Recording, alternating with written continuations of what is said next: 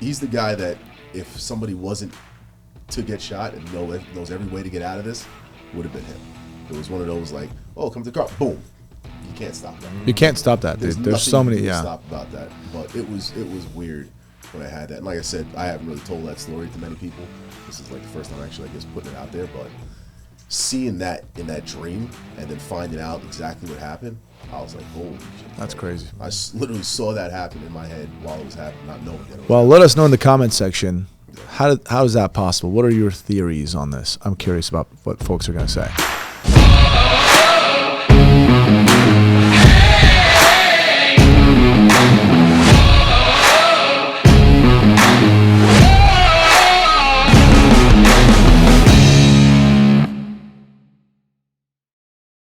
Welcome back to CF Podcast, guys. Kaya here with Aaron. Aaron's back. And we've got Jason here with us. Hey, what's going on, folks? All right, today we're going to get this thing started right off the gate, giving some condolences, right? Yeah, definitely want to give some condolences out to the victims of what happened this past weekend.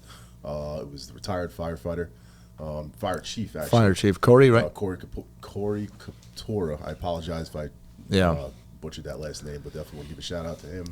All the first responders, vets, everybody that was involved in that and put their life on the line for what happened. So yeah, a couple of people also got obviously shot, right. Critically injured. Obviously, President Donald Trump also got shot. He's doing fine. It's an unfortunate event, right. Obviously, for the country. It doesn't matter. This is not even about politics. This is just a very unfortunate event. It should not happen here, and hopefully we never see this again. And hopefully after this, the country unites even more. But it's an unfortunate thing. And also, I mean, just to put it out there, the gentleman that is deceased that happened to take the bad side of this whole thing. Yeah. The way he went out, man, he was a hero. Because what they said, and I don't have the video of it, but they said that his daughter and his wife are there, and he jumped on top of them to protect them, and he took the round. Yeah. Imagine, man. That, man. But, I mean, he's a true hero for that. So. I mean, you're a father, man. You guys are both fathers. Just imagine that. I don't have any kids, but, dude, isn't that what you do? That's just a reactionary thing. Yeah. I mean, he gave his life and had the purpose of protecting his family. He did exactly that. So, I mean, his kids and everything. But I mean, just imagine you go to a rally and you're supporting somebody you're supporting, right, in a political arena, and you get shot and killed. Yeah. It's sad. Political violence in itself is just it's atrocious. Like, exactly. It's just gross. So. Anyways, but yeah, this is. I just wanted to start with that to give our condolences. And by the way, it doesn't matter which rally this was. We feel exactly this way about anything. As Jason just said, political violence is not accepted anywhere. Innocent loss of life, man. Absolutely, innocent loss of life. So moving on from there, Jason. Can we get to know you just a little bit? Just a little bit, nothing crazy, because here's the deal. Aaron obviously did a podcast. I did a podcast a while back. People get to know us with these podcasts a little bit. It's more personal, right? And you've been with us for quite some time now. People love you. You got a set of skills that we don't have, right? You bring a really good knowledge to this table that we have. But people are like, you know what? Who's Jason? They don't know. I'm just this 6'3" dude who needs to get back in shape. You know what I'm saying? Like, about me, man. I mean, where do I start, right? Son of immigrants. You know what I'm saying? Immigrants from where? Oh, okay. Well, there you go. My dad was born in Jamaica. Okay. West Indies family. Oh, yeah, there you go. Log one, my old. One of 10, middle child. Wait. By the way, we're going to find out more stuff about Jason ourselves. Yeah. One of 10? Well, my father is one of 10. From the same mom or no? What? Yeah. I don't know. Yeah. 5 boys, 5 girls. No He's the cable middle TV? child. No cable TV where they live? No, hell no. Like a matter of fact, one of the most surreal things for me, like growing up and also with my son, was bringing him to Jamaica this past Christmas. We had a great time. We had family there. And having my son see where my father came from. A shack way smaller than half of this studio that we are blessed to be in. And to see where my dad came from was very surreal for me, because Jamaica itself is a paradise, right, for what people know, but it's also poverty stricken, and to see that happen, and how my grandfather was a migrant worker. And, you know, obviously when you are in places of like certain Commonwealth, you follow the Commonwealth. My grandfather left Jamaica and went to live in England to make a better life for his family. And so they sent back for the kids. Like my grandmother, Rebecca, stayed in Jamaica to raise the kids, and also with her family and her sisters and whatnot. And they sent back for the kids 2 at a time. So my father left the island when he was 9 years old. And, you know, the other 5 that were left, there were 2 more that were born in Jamaica, and then the rest were born in England. And so my dad left there, grew up in England as a child in, you know, the 60s. So that was a complete and utter culture shock to go from a place where you didn't have to wear shoes, you didn't have to wear long sleeves or barely any shirts. Now you go to a place where it's cold. And not only that, not only getting acclimated to the weather, but getting acclimated to then, you know, the UK and Europe, and having all of these things come in. And where they moved to is Nottingham, Robin Hood country. Gotcha. It's kind of crazy how my family and what we do kind of translate, or what they did kind of translate to what I do now. Each one of my uncles is an engineer at some point in time. So, especially my father. My father, first of all, he played professional soccer. Okay. Wait. Soccer's my wheelhouse. Yeah, Where? So Nottingham County. Notts County. England? Yeah, England. Notts County. Okay. And then got drafted to Notts Forest, and then blew out his knee in 1970. Okay. So he thankfully had his degree to fall back on, and moved from England to Canada, where he met my mother. So my parents literally bumped into each other in Toronto, kicked it off, cool, and that was Okay. it. So I was actually born. Well, it's funny. I have dual citizenship, and the U.S. does not like that. I was literally coming out in the car from Mississauga, or Oakville, if you know the area, coming into Buffalo, because my mom said, "Oh, I want him to be born in the States." Well, I was coming out, man. Technically, like the funniest thing is, across the finish line? They were coming close to the Peace Bridge. I was obviously crowning or whatever. So boom. United States, Canada. Yeah. So I was cleaned up and dressed up in Children's Hospital in Buffalo, but literally came out and That's crazy. Yeah. So, like I said, most of my family are engineers. All right, so yeah, one of my uncles, you know, retired from BP, on an oil rig 4 to 6 months out of the year, flies back from the Black Sea, you know, takes helis all the time, doing their checks and maintenance and everything, because all those levels have to be maintained, right? Another one of my uncles is a weight and calibrations engineer. So he works on bridges. He does like things where they have extreme weigh and measurement stuff. Like he travels the UK all the time. You'll call him one day, he's in Scotland. You call him another day, he's in Wales. You call him another day, he's coming across to France in the Channel. Another one of my uncles is an engineer was an engineer for BMW, and also did all their critical system stuff and motor things, and how he was one of the guys with the Vanos. If you know anything about cars and BMW and the Vanos system, yeah, I know you hate it, but it overrated. is. Okay, that's all I know. We're not going to go there. But they don't call it the ultimate driving machine for no reason. Okay. That's the German engineering. Right. My dad being a mechanical engineer, doing that, and so I kind of follow suit. Being in that realm and seeing that and seeing where my dad came from and having this whole thing, I know that I had to do something that was either follow in the footsteps or whatever. So, former Army, 6 years, combat engineer, cool. Everybody shout out to that, cool. You know, Appreciate your service. Yep. So I've traveled, did a lot of things with them, and then I also did contract work as well, which I still, people are like, oh, you're not here at Classic all the time. I do have a day job as well. Yeah. I work for the Corps of Engineers, and I also work in the DoD for some engineering things, and also for special, how can I say this? Special weapons stuff that they do. That's why I'm kind of in the know when it comes to like what people have and what they use, because when guys go out to procure things, there's a certain section that does allocations for getting these companies in contact with such and such. You said that's how you acquire a lot of your backdoor knowledge. Correct. Like knowing that who has what. Knowing has that's what. how you know. Right. Okay. That's how I know. So I see solicitations all the time for certain items and certain things. And also going out to meet these guys in the field, whether it be, tier 1 groups, special folks from DSS, Homeland Security, all these type of things as well. And also building infrastructure, part of my portfolio in that. So I travel a lot. I do a lot of things in that realm.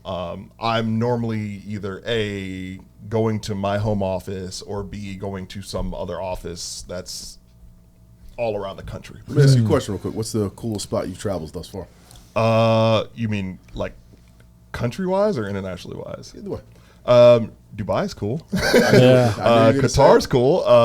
My favorite place that I've been that I've actually done work in is Israel, and it plays a special role in my life, not only due to my beliefs and religion, but it's because that place is just very, very special. There's certain places on the face of this earth that I believe that just hold a special place, i.e. Rome, obviously Turkey, home of the Ottoman Empire. You've been to Istanbul? I haven't. I've been in country. Have I been walking around? No. Yeah, you should. I know you went down to the southern part where the base is, right? Right. Yeah, check out anybody who's listening to this. Right. A lot of people think, it's like dangerous. It just isn't, guys. It's not. It's like literally you're walking down the street in your own hometown. Right. It's a pretty modern, awesome people, like really good people, 20 million people there. People from all walks of life. Right. So I highly recommend it if you're one of those folks who want to go out there and travel besides the mainstream places like Rome and Paris. Right. I've never been to Turkey, but Dubai I've been to. Yeah. Dubai is phenomenal. And Dubai, what'd you like about it? First of all, I've never felt so poor in my life. Amen to that. A matter of fact, I posted a story. I was sitting in the lobby of the place that I was at, and there was a guy walking downstairs talking about, I'd like to transfer $400,000 to my joint account. I'm sitting over there like, is that in dirham or in US dollars? But regardless, you can do the conversion. Like, all right, cool, whatever, But seeing that, and especially another place I love, Saudi, Riyadh specifically. Also supposed to be very safe. Saudi Arabia and all that. That's what they say. It is extremely safe. Yeah. Seriously, like I've never been. There are consequences. To there are actions, very vast just consequences. Don't steal. Yeah. I mean, look at right now. Look, they had to change their own country's constitution to allow Cristiano Ronaldo and his family to even live close to each other. Yeah, because people. He's unmarried. I know. Well, 2018, up to 2018, women couldn't drive there, couldn't vote. Obviously, if you were homosexual, you get. Obviously, what was that, death penalty and stuff? They've removed all of that stuff. Yeah. So after 2018, like it's more free there now. Right.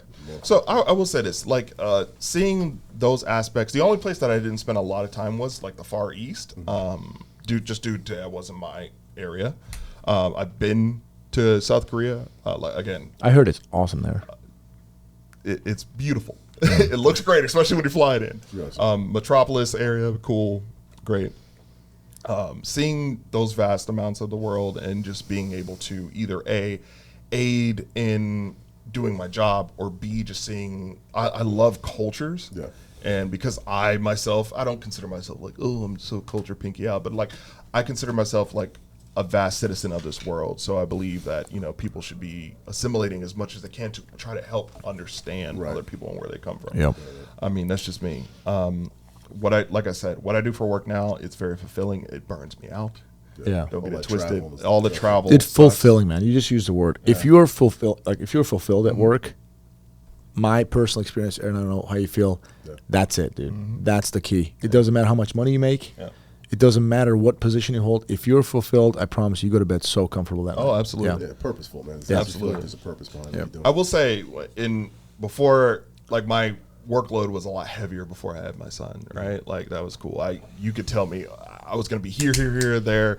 I had to take a step back, and thank God I have a little bit of seniority with what I do, where I have folks in my division or group that we can dispatch and do things with like that. So, but there are times where I have to be there on location because I'm either A, running this project, or B, have to be there.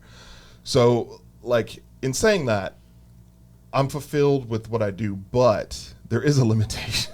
Yeah. And I do get taxed a lot, and I know when it comes to trying to work out schedules and everything, especially us being here, like a lot of people don't know this. It takes a lot to have all of us in one spot. I'm very humbled to even be here. That's one thing, and I hate talking about myself. I really do, because I always never figured myself as like, oh, this dude. Like, I'm just a dude, and we are all just individuals and That's human what makes beings. it work You know what I'm so saying? well with Like, us is that we understand that we have a humble mindset when it comes to it. Nobody at this table is sitting here saying like, oh, I'm better than this person, I'm better than that. I have this. You match up because you did. Dude, all of us have different experiences, different life knowledge that we bring to the table, and we mix it up. I know stuff I don't know. Right. Shit, you know a ton of stuff I don't know, especially when it comes to the guns industry. Coming in here, I mean, the guys behind the camera know more stuff about guns than I do. Yeah, it's kind of funny. I'm so real about it. It's kind of funny. Like, I should, realistically, if I would have had my way, I should have just taken my degree and just went straight into like working for a gun company. Like, I really do think that. And a lot of times... You're still not late, dude. You're young still. You are 35, 36? Yeah, 36. So it's not like I'm wasting my life or anything. Yeah. The greatest thing that I do now is it gives me autonomy to dip my hand in so many different pools where I'm not just streamlined into one thing. Yeah. So that's a blessing in disguise, but it comes at a price. Of course. Absolutely. Especially when you sign away your life to Uncle Sam in some way, fashion or form. You hold the, obviously, clearance. I hold clearance still to this day, and I use that a lot, especially in some of the things that we're going for. We talked offline about things that, like, I've seen, and especially... I know that world pretty well, holding clearances and very, very big responsibility. Oh, yeah, especially with stuff that's, like, being used right now for near-peer conflicts that has been fielded, researched, and developed here in the States, but... You know, because we're not in a time where we can just throw that out there. Yeah. We kind of, hey, try this. A little beta testing. Beta testing, right. So, yeah. So what, I mean, first of all, sounds incredible. Very intriguing. And you're doing some good work, sounds like. What got you into guns? How long have you been into guns? So, realistically, it wasn't until maybe like 2018. And, I have to put this out there. Like, the man who got me into guns, legit, was Khalil Noir. That's awesome. Like, legit. Shout out to him. I watched one video of his, and it's synonymous with what got me literally into guns. It was the way he put poetry in motion to what was going on in the gun world. In his one video specifically, it was the Springfield TRP operator review that he did. It was just the song. It was a Travis Scott song. Okay. It was slow-mo. It was very him talking over it. You know how he does. Yeah. And this soliloquy of this gun, and how could it, the nomenclature of this. Like the way that he just explained it. He's like how T.I. does, expeditiously. That's how he does with guns, and that's what got me into it.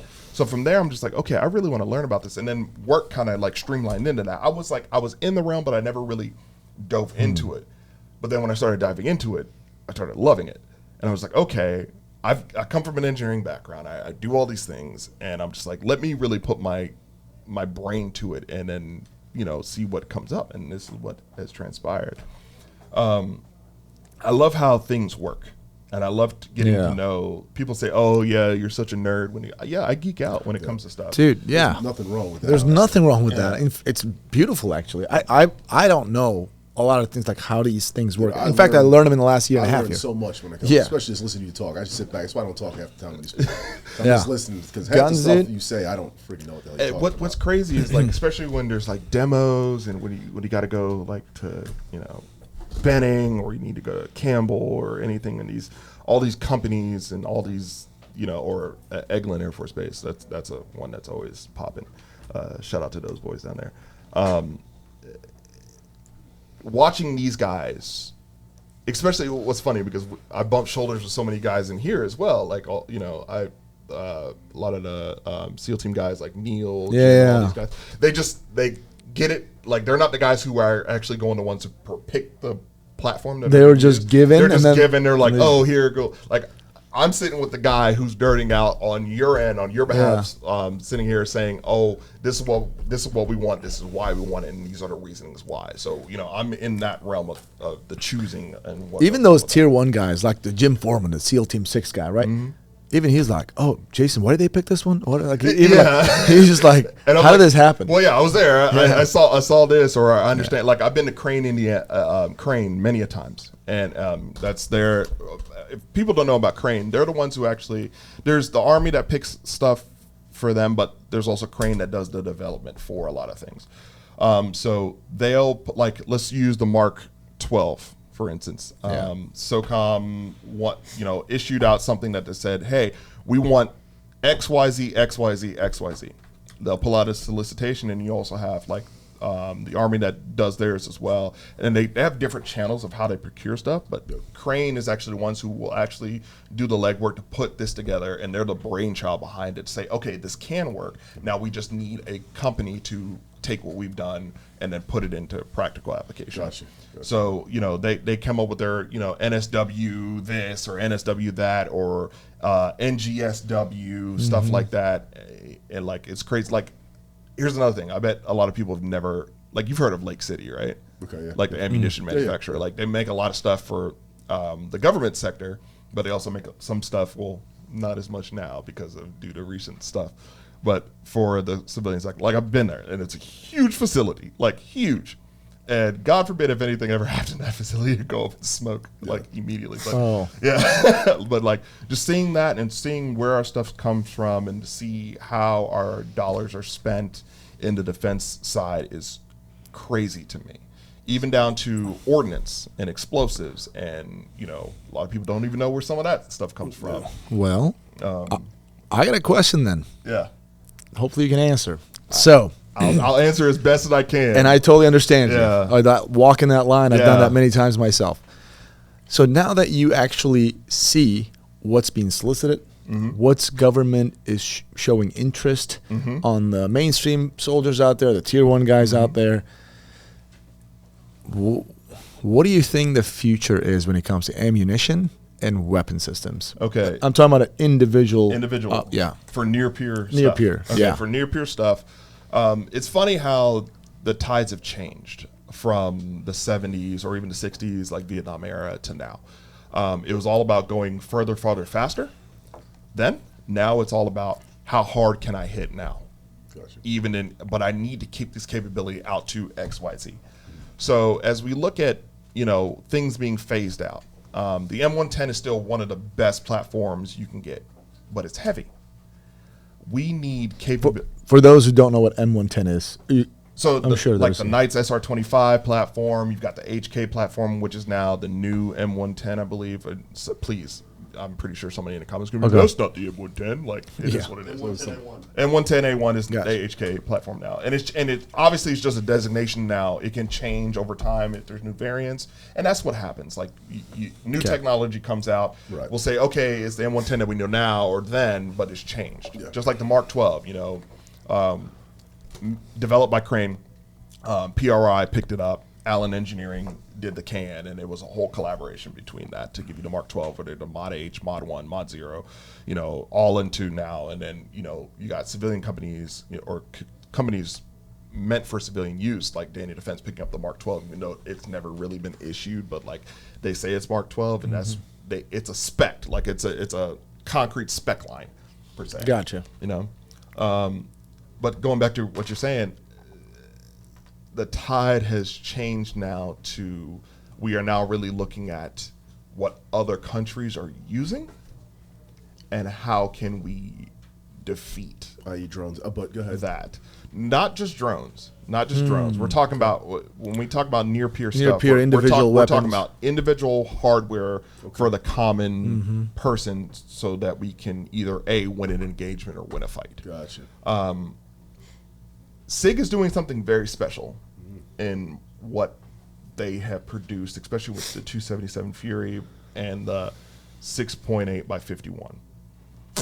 And I don't think people really understand this. They hear about it. They're like, oh, yeah, this is huge, great. But they really don't go into the nitty-gritty of the science that goes into make just the casing. Which is a hybrid casing. Which is a hybrid casing. Yeah. So you're talking about, standard pressures of 308, 338 or 6.5, right? So you're taking those three calibers, right? And you're trying to make a hybrid of that into a smaller platform that can either A, run longer, give you just as much terminal velocity, MBC, as possible, and still give you, I hate using the term, I really do, knockdown power of the highest bore that you have, while still maintaining everything to be streamlined as possible. So that casing developed was pure metallurgy at its best and science to a T. You have a brass casing with a steel end. The bottom end, Which allows you, first of all, the steel end, and people are like, well, why didn't they just make the steel casing?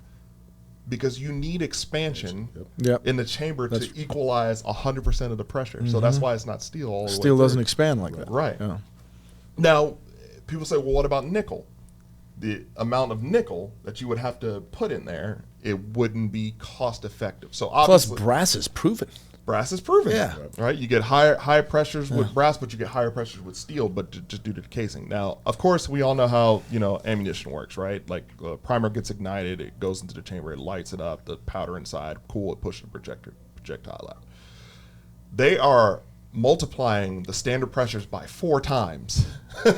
Bigger boom, faster round, better BC. So how do they do that with the steel base? Like, how do they increase the pressure? So it's a little cap. So I don't have a pair of calipers on me, but you could measure it. They're taking that chamber, or not the chamber. They're taking that butt and putting the primer in there, and then it literally has enough to help the expansion and to give you every bit of that powder burn that's going out. Because the base doesn't really expand, right? The So base does not expand. So all those energy goes. It just goes forward. Right. So that's when we talk about proper head spacing, chamber pressures. Like if you use certain specialized tools to measure these things, like that's really, really cool in the nitty gritty to it. Got it. So the future is going that way. And it does. Now, I will say this. There are certain things that do trickle down to the civilian market.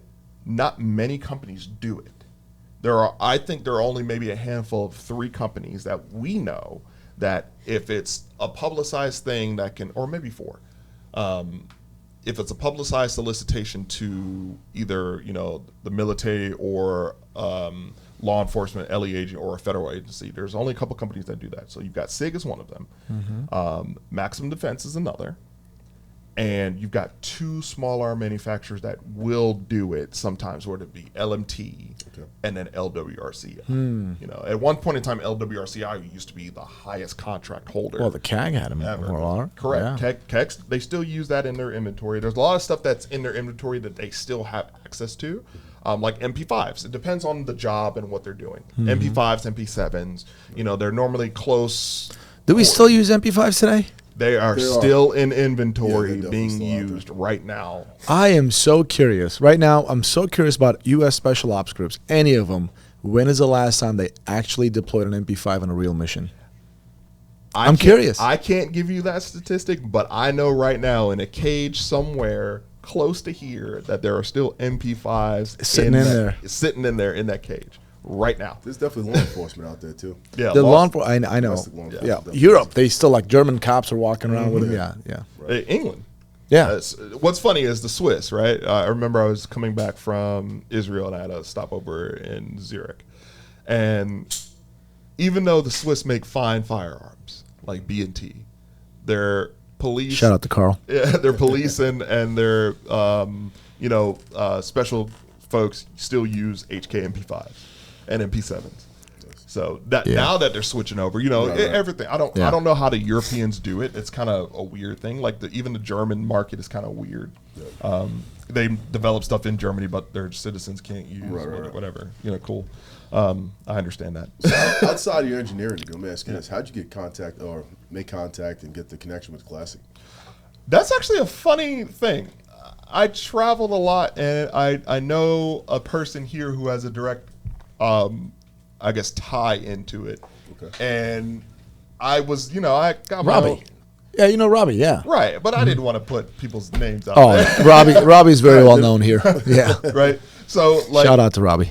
Robbie, we knew each other from, I'm really big into cars as well. Robbie likes cars. Yeah. Well, I remember when Robbie used to, drive a nice little M3 and used to ride around Charlotte, and so that's how the initial connection, and that's the same way how I know Josh. So I have an M3. I also have an M5, and so yeah. The car group. I'm just falling asleep. It's okay. It's a Mustang guy. Nah, M3s are amazing. That's fine. Like, I got to give it to them. I just can't afford them, so I have. But you can. Yes, you definitely can. You definitely can. If you got that Mustang out there, trust me, you can buy an E92. First of all, it's a Mach 1. Please don't insult it with a Mustang. First of all, it's a Mustang. It's a Mustang, bro. Like, I hear you, but it's still a Dodge Mustang. guy Yeah. myself. The crowd never stood a chance. So yeah, Okay. I remember linking up with them, riding around, doing these little cruises, and that's how it really started. And then I started getting the gun, started getting a little vocal with what I thought, because I'm in the space, I'm working in the space, and I saw like some of the BS that was going on in the market, and y'all know me, I kind of tell it how it is. Right. I don't hold back on like my thoughts and feelings. I don't care if a company has reached out to me to work with me. A matter of fact, everybody knows me and Aimpoint's relationship. Like, it is what Which it is amazing. I've had 4 Acros die on me. 4. Yeah. And I had to give some feedback to. That means you're doing something wrong, man. That's what you need, though. You need that feedback. But you need that feedback. If I was Aimpoint, I'd be very happy to talk to you, because, hey, I want to know. I want to know this How stuff. to make this better. Yeah. What's your thought on this? Yeah. So that's kind of how it went. And Robbie saw, what I was doing on, social media. Was like, hey man, why don't you, if you want to come and hang out. And I remember meeting you guys for the first time and coming here, seeing the setup, and they're like, well, it seems like a good fit. I'm just like, oh, okay. I don't know. My schedule's kind of crazy. I don't know if I could swing it. But Were you watching Classic at that time too, or no? I was. So Okay. I was watching Classic. Like, you guys are.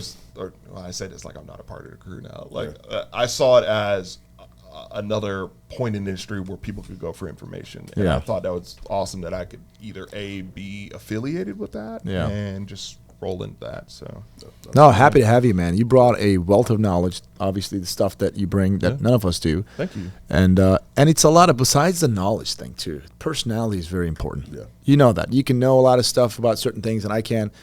We could try to pretend, play that game, but that only goes so far, right? But we actually genuinely connect. We make fun of each other. And you've got that awesome personality where we can just kind of have fun. People resonate. Yeah, I like relate the fact to that that we can have discussions and bounce multiple. There's a lot of things we don't agree on. You and Kai don't agree on, but it never gets to a point where it's just like, all right, we got to fight now. We can have those. We just discussions, laugh. We give each other, disagreements about it, and I love that part of things. Yeah. I really do. You know what's Absolutely. funny? A wise man once told me,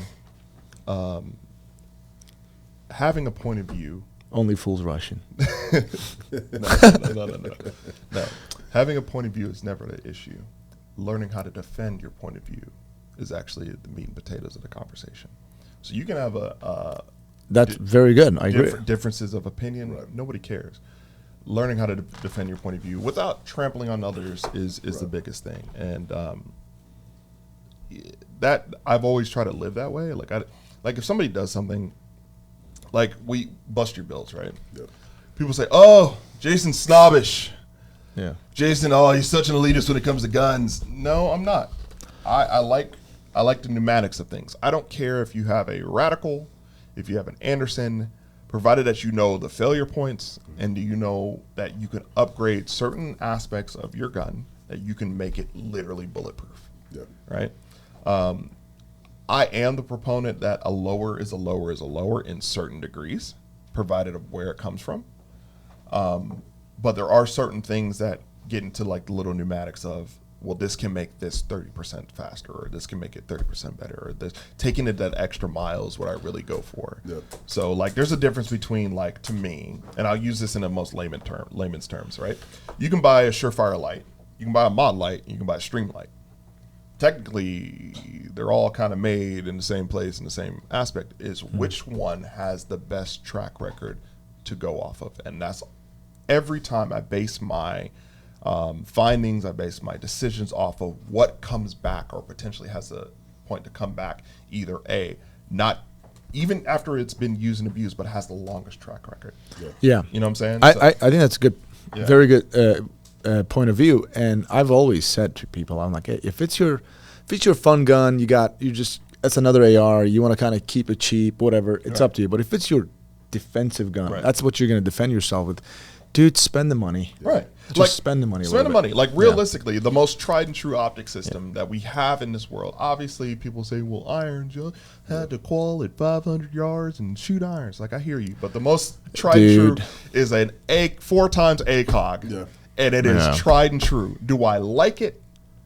No, but I don't either. But dude, the best position to win that fight, man. That's the one fight we've talked about this before. Yeah. Cheat. I don't care how you cheat. Put yourself in the best position. That's right. Because you there's no such thing as fair shot at this, and you don't want to make it a miss. And that's another thing. When it comes to protecting my life, because we're talking about personal, we're not talking about in the military aspect. We're not talking about in the LE form. We're talking about I want the most unfair advantage for me.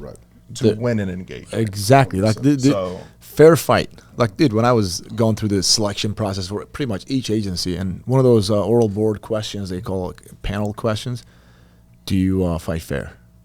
I'd be like, no. It's a fight. Like, I'm fighting. I'm not in a ring with a referee, following certain rules. Like, no, I don't. I need to win. And what do they say in law enforcement? Mass is what gets you win fights, right? So if there's one bad guy, go with 2 officers or whatever, right? 2 soldiers. You just got to overpower. How do you overpower someone with fair? No, you don't. You just That's not how it works. You don't need to be. So. Speed, violence of action, and Gucci guns.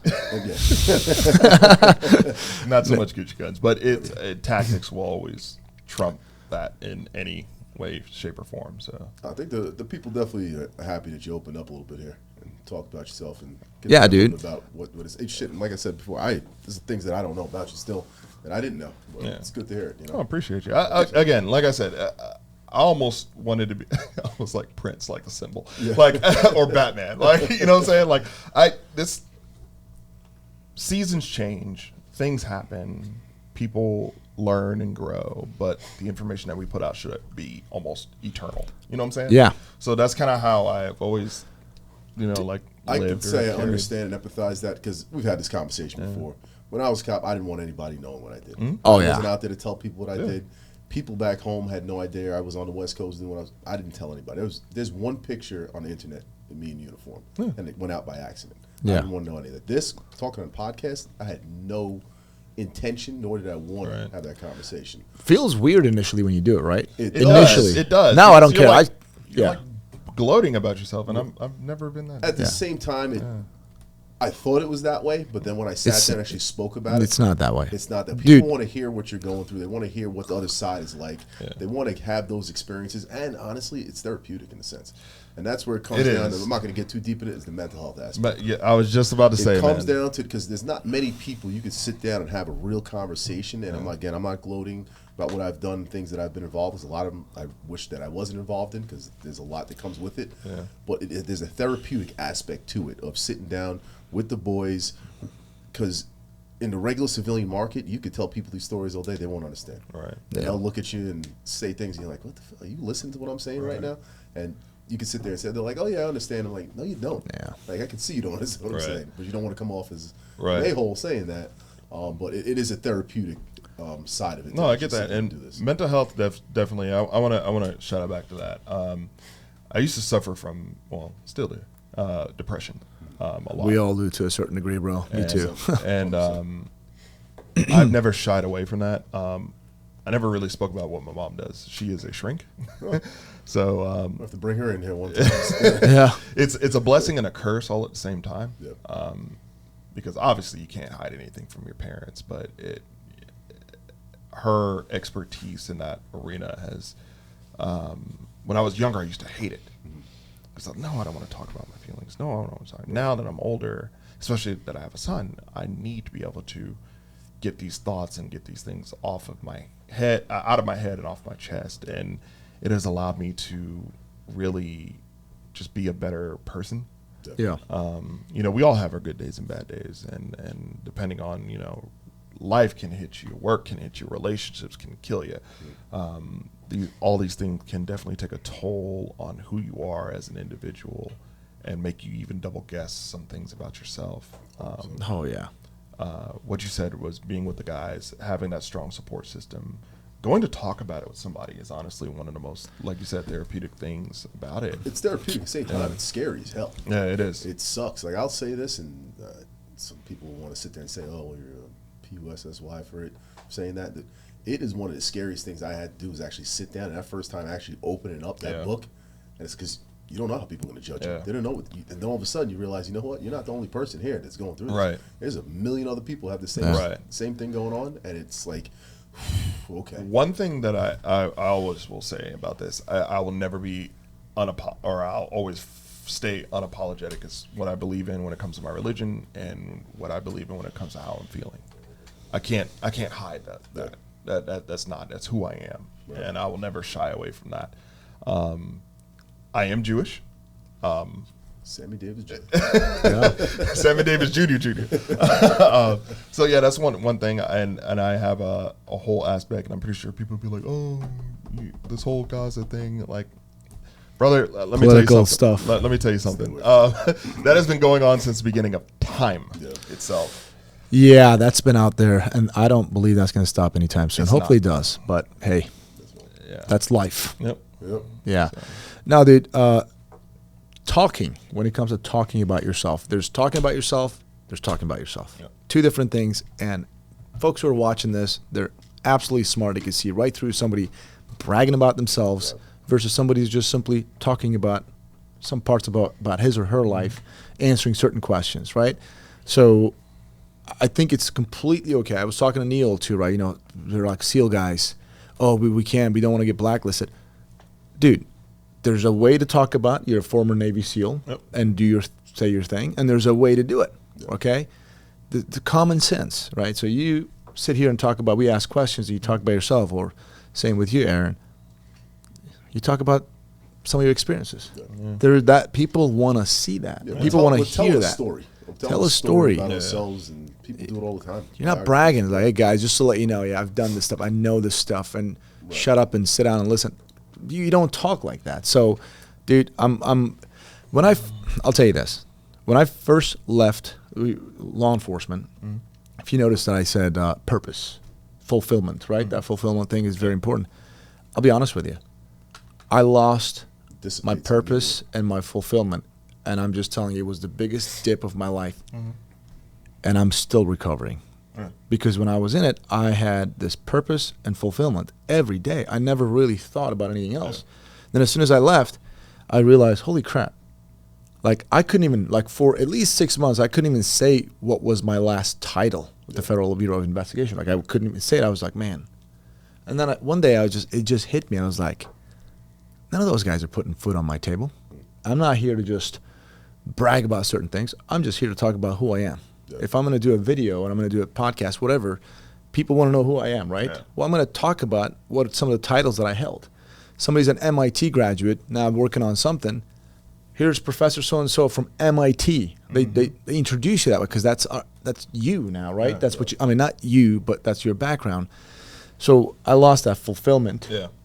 And it was just like dip, and now I'm finally recovering, let's just say. And I don't care who's watching, my old colleagues, my old bosses, I don't care. You can get a phone call. I will frickin' talk whatever I want to talk about, as long as I can talk about, right? I can't exactly. talk. So that's hit me in the last 6 months, I'd say. Right. That's like coming at me, so I'm no longer living in that prison. You know, that's a thing. It's funny how institutionalized things, whether it be military, LE, if you work in, any government sector, how you're trained to do your job and to go over and beyond a Call of Duty when it comes to that.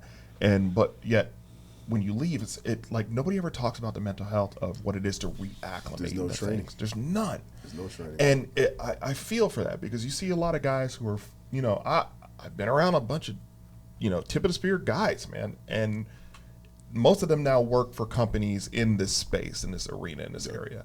But a lot of guys just, get out, and then, like you said, their purpose, they have lost. You lost your fucking DNA. Yeah, you lost your DNA, and it's almost like your identity's gone. Right. Yeah. And I see horrible feeling. I've sat there and seen and a bunch of some guys who used to be tips of the spear and now walking around with Bambi legs almost because they don't know how to acclimate. Yep. And it's scary. It's so scary. But it's like when we bought on Ann here, when she has her foundation to fight after the fight. Yeah. That's the biggest fight. Yeah. Is the fight after all that you deal with. Because what do you do on a regular basis, man? You're dealing with things that you're not supposed to deal with as human beings. Yeah. And that's military, law enforcement, your first responders, firefighters, EMS. You're seeing things, dealing with things, wearing how many hats at this point in time. Yeah. And that's all in your day. How many times have you go from here to here to here to here to here? That's all before lunch. You know? Then you got to get on the phone and talk with your kids or wife or whoever it may be. Then you go through it again for another 6 to 10 hours. God forbid something else happens. Then you got to go home. Then you got to all of a sudden flip the switch. Yeah. And that's the problem too. And actually, I heard this. DJ Shipley said it best. I actually listened to something he said. Is that we're made, and don't quote me on this, to learn how to use a switch on, off, on, off.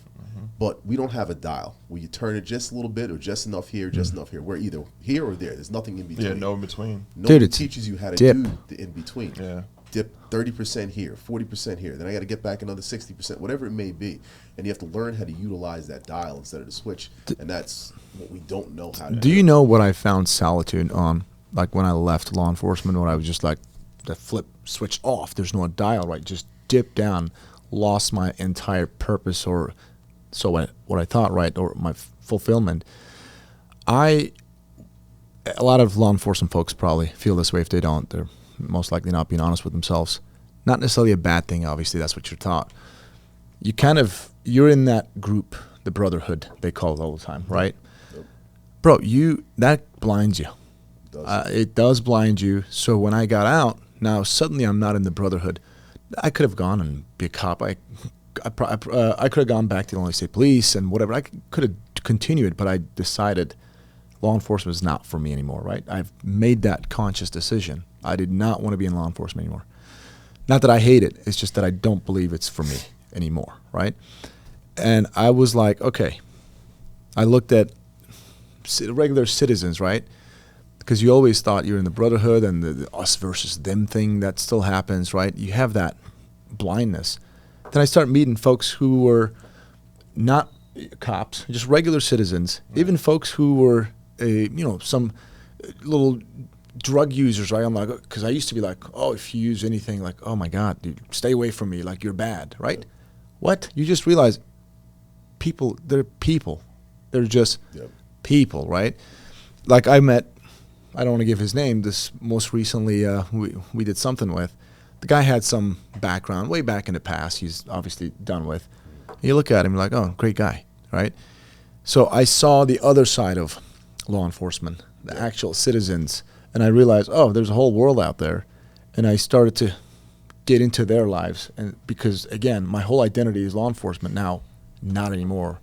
So I started to make friends outside of law enforcement, which I was like, oh, man, there's a whole world out there. And that kind of helped me. And to this day, it does help. Because if I stuck myself to law enforcement group again, I think I would have just stayed down there for quite some time. Yeah, and I'm not judging you in any way what you just said, because it's a factor that happens all the time. I was fortunate this is what made me a better cop in what I did. I knew both sides of the coin on it. Yeah. I had friends that were on one side, I had friends that were on the other side. So that helps out a lot. All my friends were cops. And that's a problem. Not all my friends were cops, I can tell you. Yeah. But what it does is it gives you the society aspect on both sides of it. Yeah. And it gives you the ability to speak to people in a different manner. You know, Yeah. and when they see that you can relate to certain things, and they will call you on your BS. Yeah. Like, oh, so and so you do this, this, this, and this. And when I call you out in certain things and I put you in certain positions, then you're like, all right, I got you. And then you can sit down and have a conversation. That's one thing that I did do when I was working, was I talked to everybody. I talked to OGs. I talked to little young kids, little knuckleheads on the street. And you find Well, as a cop, you talk to everybody. well, as a cop, I did Yeah, too. But same here. But what I'm saying is, I wouldn't talk to them as if I was a cop. Even though I had my uniform on, I'd be like, sit down on the curb, dude. Like, let's talk. Like, cameras off. Let's have a conversation. Yeah. Like, what's going on here? You know, and having those conversations instead of, and it's easy to do it because there's been many a times where I start shutting it down, like it's me against you now. Then you realize, dude, that's a battle. It's hard. You know, when you start going into that position, you start seeing things in a light of, it's me against you and it's cops against bad guys, whatever you want to say.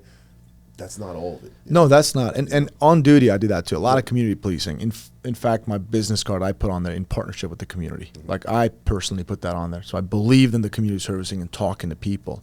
I'm saying off duty. I realized I was never off duty. Yeah. I was just, if I'm off, I'm hanging out with cops, other cops from other agencies, whatever. So when you like get out of it and move, because Okay, I I moved, got you. I see what you're I was like suddenly now I'm not hanging out with Right, cops right. anymore. That just dipped me down. That's another you funny swim in the thing. pool that Yes. that you dabble in. Yes. So, And it's funny too when you do separate from that and you do retire or whatever you do. Yeah. It's funny how all of a sudden that pool disappears. yeah. Isn't that crazy? And nobody's calling, checking up on you. Yeah. Don't get me wrong. I definitely have my select Same here. handful of buddies that do call, check up, we still have conversations. But all those people you were talking to 24/7, let's hang out, gone. You almost feel like you're not in the Like, brotherhood we were anymore. never there. They Like, don't- dude, we fought Exactly. together. We did this together. We went to the academy together. We did. Exactly. And I have maybe about 10, 15 guys, gals that I Yeah. regularly talk to from Right. the FBI, the state, and whatever. But dude, when you're in it, your phone is constantly Oh, ringing yeah. from other people. When you're out, like you're now outside the It's brotherhood. like they don't know you. Yeah. Like, oh shit, that's funny. Yeah, that was hard on me. Yeah. Very hard on me. No, I get it. I definitely get it. So we were having So, a yeah. conversation about something before I want to talk about. We were talking about scenarios of, you call it paranormal activity, but I called it, Some paranormal stuff. I don't know if it was paranormal, I would say. You say it's paranormal. I feel like Oh, near-death experience. You were saying. near-death experiences, but things that were telling you and pulling you in different directions, and you can't really explain what exactly it was. Wait, you got a story? I've got plenty of stories where I felt like somebody was telling me something and they weren't standing there, but somebody was telling me something. So I told you guys about that shooting that I was in with the RV. And we talk about spidey senses and all that type of stuff. Yeah. Hearing- Okay. Wasn't really hearing voices, but it was almost like somebody's grabbing you and they're like, no, you're not going there. Oh, I see what you're So saying. when Okay. I got out, so if you listen to the podcast, it was a scenario that I was hanging out in the area in South Hayward. They were looking for some guy with a warrant. Call comes out, a park ranger got into an accident with an RV, and he needs code 3 cover. The guy's fighting with him. So as soon as I pulled up, so I was right down the street. I was like, I'm on scene. I could literally see it. I pull up, and something in the back of my head was like, do not get out of this car. Like, Your own immediately, car? My own car. And it's like, What? do not get out of this car. There's a gun. Nobody said anything about a gun, but somebody's telling me, and I swear, I was like having a conversation with myself. There's a gun. I can't see it, but I know it's here. Something bad's about to happen, and do not get out of this car. So I stepped out, put my foot outside the car, but I kept my other foot in the car. Is that best practice at this point? Probably not. But something kept fighting me and telling me, do not get out of this damn car right now. And we have ballistic panels in our cars. And then come to find out, that's when all the ramming was going on. Apparently there was a bunch of guns all over the place. I mean, it was a nightmare of that. But that's just the aspect of what we were talking about with hearing things, having conversations where normally you get out, traffic stops, and nothing's Yeah. telling you. Just go up and move about you. You got a little way. instinct. That's There's you know, instinct, and then gut there's feeling. Whatever. There's when you feel literally like something pulling you back. All right, tell me that. If you stepped out of the car, what would have happened? I stepped out. I'm probably standing right in front of an RV when it reverses, goes through my part, and runs me over and kills me. Wow. I'm not, Oh, okay. So that if I get it out would have there happened. around my car and I go to approach that RV, he's taking off and he's ramming things. He's throwing that car in reverse, and then I'm in the middle you of would the have been street. run over. You're saying. I'm either if I don't dive out of the way, I get run over by an RV. Gotcha. So I mean, I feel like everything happens and puts you in positions. A lot of things that you normally would do, all of a sudden you don't do. You get outside of that aspect. Or another one was when I think I told the story also. They had the shots fired. Guy goes down in the front lawn. We get on scene, get the yelling in the house, fucking blood everywhere. Got the FN 5.7 rounds all over the place, and it's like, all right, this is the conversation we've been having. Like you got to go in there, and it's almost like you feel a sense of like you don't feel in vulnerability. I don't know how to really explain it without sounding crazy when I say this. I think guys in the military can understand this. Is like you're always looking for that Super Bowl. You're looking for that one. You think if you die on the cross, this is the way to do it. If I'm going, this is the way we're going right now. And you're always looking for that fight. A lot of people won't talk about it, but you're always looking for that fight. You want that ultimate active shooter, wild. We're going down shooting. And I thought this was my one. This is one time where I was having a conversation with myself walking in. I was like, that's it, man.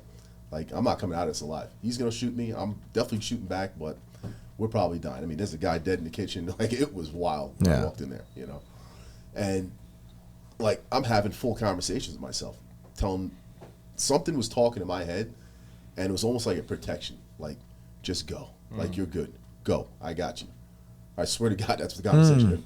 I won't lie to you, scared shitless. My heart rate, I could feel my pulse. Oh, dude. I literally could feel my camera, the way it was hanging, you could feel it bouncing off of my damn cord. People always say, like, when you're scared. Oh, like, no, I don't know. scared. Like, you're 100% scared. scared. You still, the only difference between you and a regular person is you're going in. 100%. There. But you're scared. Oh, you're like. I don't care. Your yeah. heart rate is jumping. 100%. I swear to God, you could have seen my pulse. Yeah, Out of my necks. yeah. I felt it jumping out. Yeah. But you have to bring yourself down, and we're going to do this. But there was, and I don't say a lot of these stories, there was something in my head was like, it's okay. I got you. Going through this. Because, dude, I'm going in by myself. I had a rookie with me. I said, hold the side of the house. I've got to go. Because the lady was screaming in the back, and I thought she was getting murdered. Oh, so you had an active exigent circumstances. Exigent circumstances. That's the only reason I went in there. Because literally what happened was just to revert back. We get on scene. Guy shot up in the front lawn. He's alive, but army crawling out. Ends up being shot in the back, paralyzed. Go inside. As soon as we look in the front door, guy's dead in the kitchen. Face down, bandana on. You can tell. So there's 2 people shot already. 2 people shot already, and then there was blood everywhere. I swear it was like a horror movie from Michael Myers. Ceiling, wall, track of blood everywhere. 5.7 casings all over the place, and I'm like, at this point, armor's not doing anything for me. So, because I had my soft body armor on, it stops it. Yeah, We now know that. I mean, I think I thought about it back then too, but it's 5.7 and. I wasn't taking my chances on that melting me coming through the door because it was literally CQB. Yeah. As close as CQB could be, that's as close as we were getting. If he pops out a door, it's me and him toe to toe. Yeah. And then I had to clear a whole section of the house by myself. I don't know where she's screaming from, but I know Yeah. there's blood going back there, and it is everywhere. Damn. So I'm hearing her screaming, thinking that he, she, whatever did this is about to kill this lady. Booting the door, waiting for it. Booting the door, waiting for it. I get to, there's 4 doors I had to boot, get to the 3rd door, waiting for it, and I'm like, there's the blood trail in there. I thought when I kick that door open, it's just going to be gunfire. It's going to be gunfire back and forth. There's no way I'm dodging these bullets. But something in my head was like, it's okay. You got it. The whole time. And I booted that door. She jumped up. Thank God I didn't shoot her. She jumped up. I was just going to start engaging anything I saw. And come to find out, he's not even in the damn house at this point in time. Yeah, he did shoot and left. Yeah, shooter actually ended up leaving, who was actually, it's a self-defense scenario, which was wild, this whole story. It went down. The guys that were actually shot were bad guys trying to break into a dope dealer's house and rob him. But he had cameras all over the house, saw the whole thing coming, and was waiting in the house for them. They opened the door, boom, boom, boom, first guy out the front. Another guy comes around the back kitchen, he turns around, so good. puts 1 shot through the heart, that's the guy that's dead in the kitchen. And then he shot another guy, but those guys fled. P90 or 5.7? 5.7. Handgun? Okay. Yep, 5.7 handgun. Nice. So- Was it registered? That's neither here nor there. Even in the state of California, self-defense is a thing that can happen. So No, I know. Like, I no, meant, he should have never had a. He's a felon. I see, yeah. He's a felon, shouldn't have had That a still gun. doesn't negate the self-defense, of course. Definitely, he definitely should not have had that. Nice. Gun, but saved his life. But coming back to it, there was a voice in my head the whole time. It was like, it's okay, and that was the little bit of peace that I needed to just go fucking do it, dude. Was it your own voice, or was it just a feeling of it, or Something is it? that I can't tell you what it was. It's a feeling. So it's a It's a feeling, feeling. but it's a conversation happening back there Yeah, at the same time. thoughts. There was definitely thoughts. And then I'll give you one more with voices. When my father passed away, I heard him talking. I God swear to bless. God, I thought I was losing it. I was sleeping. and When I'm not- he passed, It was a couple days after he passed away. I was laying in my bed. Nobody's in the house. Nobody. I was in an apartment. Nobody's in there. I'm laying there, and I could hear him talking to me. talking to you, Just the way we're talking here, he's just as clear as this. clear as day, dude. What was he saying? I honestly don't even remember because I just remember hearing his voice and I'm like looking around and I'm like, wait a second, because I don't know if you've lost your parents or anything, anybody close to you. Yeah. It's almost like it's not real. The way I dealt with things was that I compartmentalize it and I'm like, nope, it's not real yet. So it wasn't really, there was no closure on it for me yet. Even after his funeral, everything like that, there was no closure. So I still in my brain was like, no, it's not over yet. You know? So that was weird for me. Yeah. And honestly, it didn't scare me. It was just like, it was almost Oh, comforting. yeah, It you'd was be, like yeah. a comforting feeling. Yeah. Yeah. And then I was shutting off TVs, fans, and I'm like, I got to be hearing things. Like I might be hearing a humming of a fan or something like that.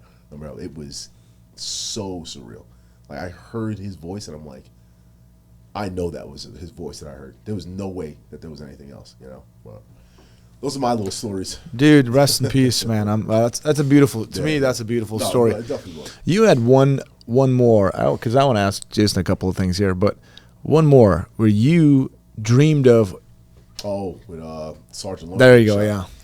So I had when I first got on with Hayward, I wasn't working because I didn't go to the academy yet. So they got me on early, and I was basically helping with admin work.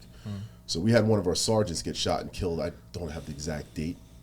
I was in Union City, which is basically a city right next to Hayward, and it was, I believe, 2 o'clock in the morning. He got shot and killed. I don't dream about anything. I don't get into a deep enough sleep to ever dream. I can't remember the last time I dreamt about anything. At right around 2 a.m., because I remember waking up and it was 2 something, and I went to get water to drink. I remember looking at my watch. I was like, 2. I was like, God damn, I got to go to sleep because I got to get up early to go to work. I had a vivid, to this day, I could tell you, it was like, cop makes a traffic stop, gets shot in the face, and I vividly watched the cop go down. And I woke up to that, and I'm like, what the fuck? Like, what was that? At the same time I'm having that dream, Lunger's making a car stop, gets shot in the face, goes down, gets killed. Legit. So you basically didn't dream. You just saw that moment. I literally couldn't tell you, and I don't know how that happened. Literally at the same time I'm watching a scenario go down. Wild to me. But I believe in all possibilities. Didn't even realize what was going on because then I go into work the next day.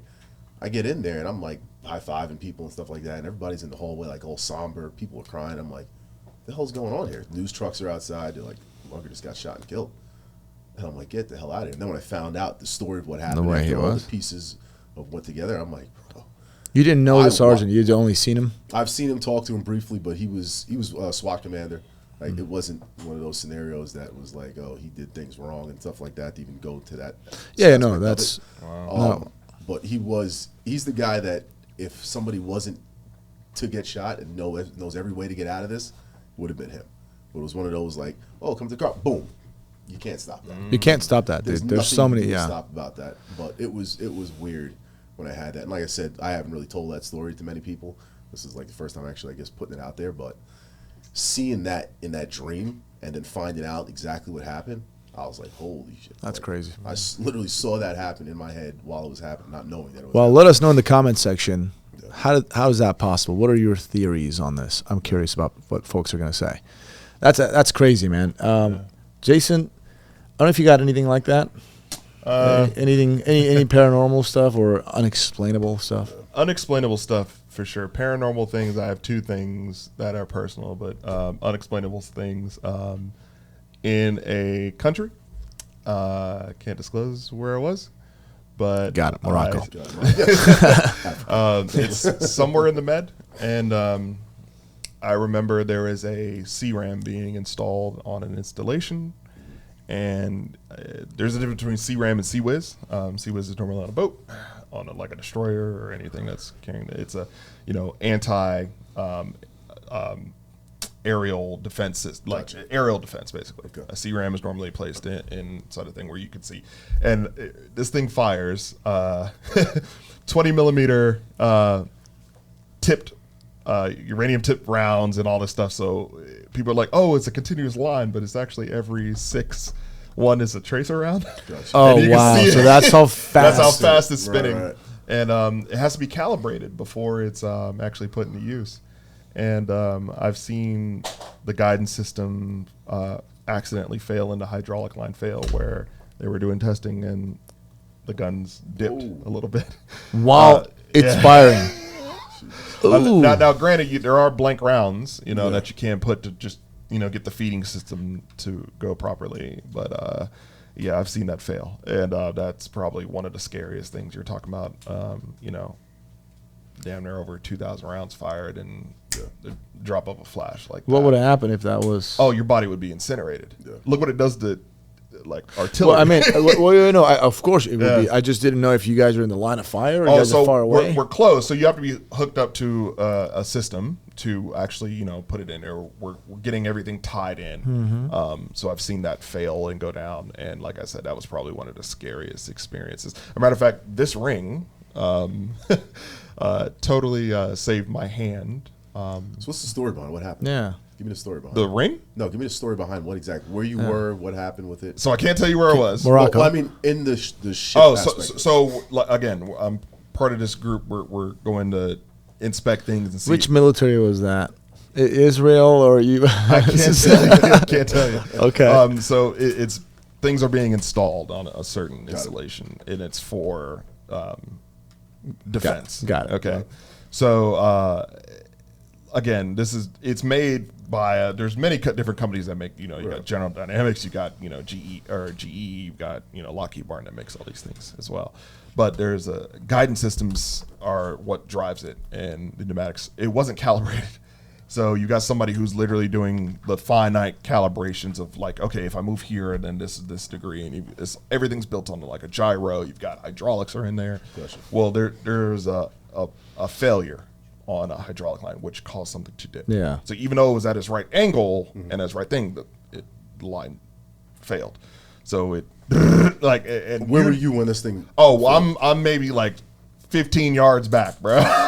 And like it's obviously at an elevated position, but still, it's the simple fact of if it would have fallen lower, people who are downrange, you're right in the line of fire, and there's no, you're not being plus safe that from ricochet, all the shrapnel. Forget a ricochet; it's going straight through armor. Like it's going. That's what it's meant to do. It literally turns it in. Not even Swiss cheese. It will literally just melt. The ship. Or I don't wherever know. that's hidden. Yeah, Okay. or wherever it's hidden, whether it be missile, rocket, drone, Apache, or whatever the Russians use, the KA, whatever, I don't know, whatever. It can be done. And I was sitting right there on a transport, and it went off, and the guy slammed the door, and my hand was right there because I was getting ready to go in, and this ring saved me. He saved my hand. Gotcha. Granted, I was like, oh my God, boom, what's going on? And like, obviously, the alarms are going off. Like, it's craziness. Now, did you feel something like that was going to happen before it happened? So, yes and no, due to the fact of how quickly things were being moved to this place. Because there's always, logistics-wise, it's tough. It's tough, especially when you're jumping through so many hoops to get stuff released. Because us in the U.S., we don't like to give out things ITAR related and stuff like that. But obviously, this is a NATO partner for us, so that's cool. But you've got certain things that just have to go before something's turned on and active, and it's always a conversation when you're sitting in a briefing or when you're sitting in a meeting and saying, hey, we've got this and this to go, but then you're something about it is like, we're doing this a little too fast, and there's not much training that's going on with this. So that was kind of like my inkling, my gut feeling, like, oh God, like we got to do this. And there was a failure. Now, was it the training failure or was it a equipment failure? It was equipment failure. Yeah. So things happen, and we understand that, and that's how training accidents happen. But it's just the simple fact of that's scary as hell to think about. That's something that's a 20 millimeter round that can shred your body in half, could fail and potentially cause a complete, catastrophic event. You guys never found out what caused it? We did. I can't say. Somebody just pressed the wrong button? No. I was just kidding. No. It's a lot of things that go into that. And a matter of fact, there's a lot of companies that people don't even realize that play a hand in how these defense mechanisms actually work. Right. Even down to like how it picks up on radar and like all of these things. It's down to like light laser technology is a thing, bro. And it's scary how accurate this stuff is. People don't even know that, like a Hellfire missile costs so much because of the pneumatics inside of it and how it sees and how it does guidance, and that's crazy. Like there's an engineer whose sole job is to know how these things are calibrated and done so it actually can see down to the pimple on your freaking forehead, like from a mile and a half out, bro, like, and how it goes. So yeah, it's crazy. Yeah, I wish I experienced something like that. It sounds really cool, but hey. No, not when it comes to ordnance like that, brother. Yeah. I'm good. There's something that you said that really, Ty, we was talking about losing somebody who's close to you. Yeah. We're talking about paranormal stuff. I never really met my grandparents. All my mother's parents died right when I was like an infant. Matter of fact, my mom is 75 this year. God bless her. God bless. And my grandmother, her mom, died at the age of 51. So my mom has outlived her by many years. And my my grandfather died before, or like right when I was born, and my grandmother died maybe a year after I was born. So obviously, let's say once it's only a matter of time before one goes, what do they call it, agony of the heart or something like that, or whatever. Well, there was my mom's aunt who basically helped raise her after my grandmother passed, and she lived in Buffalo, and every time we would come back from Canada, we always go to her house, and her house was synonymous, like so many things I can close my eyes and literally see and know the layout, but there's a certain smell tied to her home, and it smelled like this clean type of baby powder smell almost. It's kind of crazy. Like she was the great aunt to me who had plastic on the furniture, and if you don't know anything about that, then it is what it is. Well, she died in 2012. And I had bought my house in 2017. 2017, yeah. I remember when I first closed on my home, I didn't move in for like a good 3 weeks because I was traveling and working, and I was sending stuff like from my condo to the place like in batches. When I was the shipping, not the shipping, but the moving stuff was crazy. And I remember I thought I had turned the power on, but I didn't. So the time that I got there was no power. I was like, great. So I have to wait until, Duke comes and does their thing. They were like, oh, it'll just take 20 minutes. But actually, it was shut off from the main from whenever it was, whenever the, I guess, real estate company, whatever. So they had to come. So the next day, comes on, and my dad was like, oh, we need to go and check on the house, make sure everything's good. Because, when they always tell you that, like, make sure the mains breaker off, because when you turn critical power back on, there could be a problem. So we do that, and I go, and I turn the power on, everything's good, and then I have the AC running because it's hot. So I come back, and I remember it started raining, and it was a point in my life where I was feeling really, really sort of kind of depressed. I was going through some stuff personal wise, and I didn't know if I wanted to continue the route that I was going, because it was going to push me, this like right before my son was born. It was pushing me in a way to not be here in the States, and I did not want to do that per se. Because there was a definite position that I needed to do this so I could progress in my career. And I remember I was having some internal struggles and thoughts about it. I remember I walked back into the house after it rained, and the AC, there's nothing in the house but like boxes in the living room. There was nothing. And I remember walking in, and I remember sitting down on this little fold-up chair, and I was by myself. My dad would say, oh yeah, I'll be there in about 2 hours. And I remember sitting down, the AC was blowing, and I remember it, like I said, it was about 6 o'clock, it just rained, and then I don't want to give too much OPSEC about my house, but like I'm on the corner, but I'm secluded by a natural barrier, like all this bamboo. And I remember opening up the back door, just listening to the drops and just sitting there chilling. But I remember all of a sudden I smelled this anonymous smell that it made me, like I was sitting there on my phone, bro, like, and I stopped for a second because it freaked me out. And I was just like, okay, this is weird. So it was an uneasy time in my life, and I just felt like my world was kind of not crumbling and shattering, but like it was about to turn for either the greater good or whatever. And I remember smelling this smell that's synonymous with my great aunt's house, who I know, that's the woman who, practically raised me like as a grandchild. And all of a sudden I had this calming peace, bro. 100%. And here's the craziest thing. I told my dad, but I didn't tell my mom.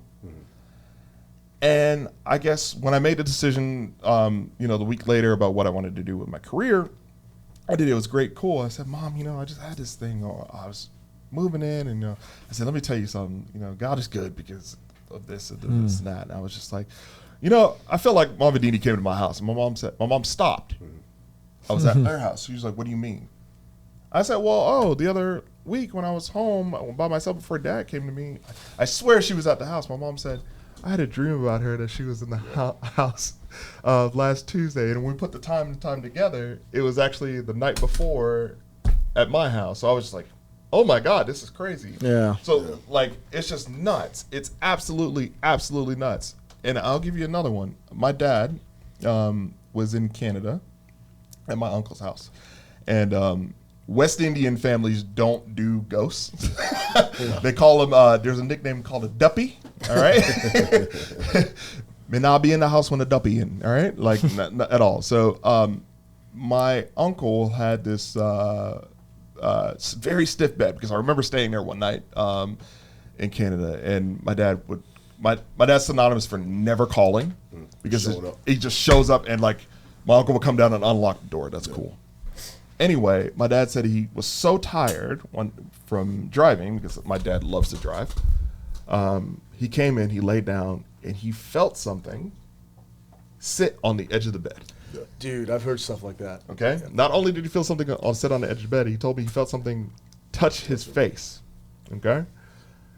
Not only that, the next morning he didn't say anything, but there's a call from my aunt Sylvia, who is one of the oldest siblings, saying, "Hey, Mom came to me last night." She stopped by everybody's house.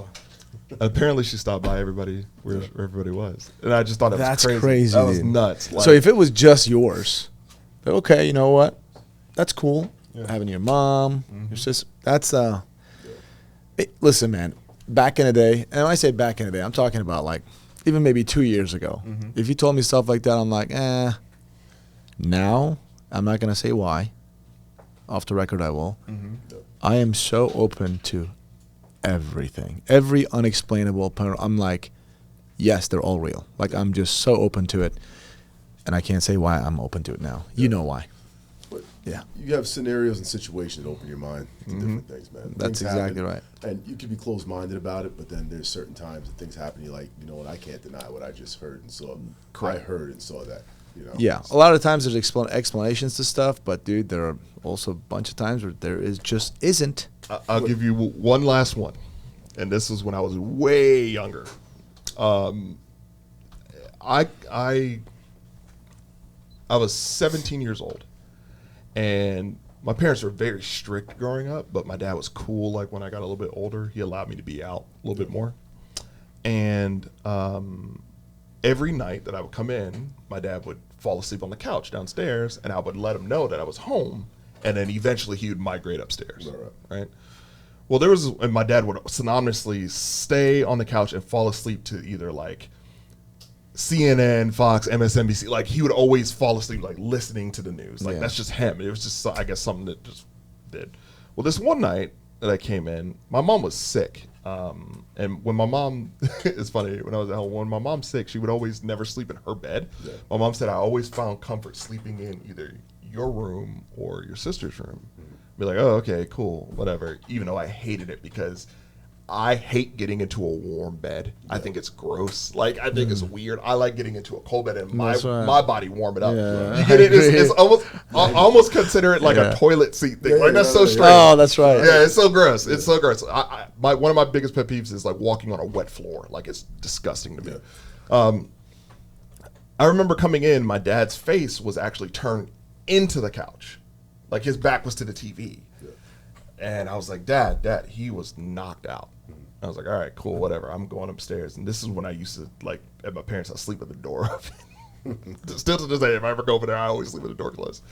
And in my parents' house, you go up the stairs. There's a huge foyer. You go up the stairs. There's a landing. You go up the stairs. There's another landing. And then you've got this main corridor that splits the east and west of the house. Immediately left is a bathroom, spare bedroom, my sister's room, my room, office, and then you walk down more, there's laundry room, and then my parents' room. I remember I just got into sleep right in that halfway moment of being, awake and asleep or whatnot, right? And in my parents' house, if you're in my room, you can hear if somebody's coming up the stairs. And I hear footsteps coming up the stairs, and I was like, Dad. And footsteps are still walking up. Dad, I'm now calling out, and there's nothing being said. Okay? I'm like, what's going on? Dad, nothing. And I'm now freaking out, bro. Whenever I hear walk, I hear it go to the bathroom, it stops. I hear it go to the spare bedroom, it stops. I hear go to my sister's room, it stops. And the way that my bed was placed is like my door is not truly a corner fed room. It's almost like a little bit, there's like 5-foot wall section in my door, and then my bed is over here. And I hear something come to the door frame, stop, and it sounds like something is squeezing the door frame, bro. Okay, when I mean squeezing the door frame, I mean like you can hear, you know how if you put pressure on wood, it actually makes a hissing noise? Yeah. Like it's like, right? And then it leaves and it starts walking towards my parents' room. After It's that, just your mom there at this point, right? no, my dad's downstairs. my Your dad- but your dad is downstairs. Your dad's Your downstairs. mom is in the parents' bedroom. Correct. Listen Okay. to this. All right. So now it's walking towards my parents' room, or what I thought someone was in my dad. I was like, whatever. All of a sudden, you hear this loud boom, boom, boom, boom, boom, and you hear this huge noise. I didn't realize that I fell asleep. My dad had already come upstairs. All of a sudden, the lights go on. My mom's screaming. My dad's screaming. My dad walks out with a bat and is like all crazy. And my mom says, "Oh my God." My dad now comes to me. I'm in this, bro, I am in a cold sweat. I cannot move. I am shook, almost like sleep paralysis. I remember my father shaking me, and I'm waking, and I'm in a cold sweat. And I'll be man enough to sit there and say this. I even pissed myself. I'm man enough to say that. Full blown, or just a couple of drips? I was, bro. Right? Okay. The lights come on, and my mom says, "How in the world did this happen?" So I'm like, "What?" I'm still trying to get my bearings. I haven't looked out of my room yet. My mom calls the police. CMPD's finest shows up, and they're even in shock and awe. And finally, I walk outside into the area, and the middle of the banister is broken. On the landing below that banister is broken. And in the door, it looks like something impacted the door on the inside. So inside out. Inside out. When you say it looks like, what did it look like? Was it bent? Was it broken? It was completely dented in. Dented Like in. something was like hit that thing with full force. Okay. And to this day, my parents cannot explain what happened. But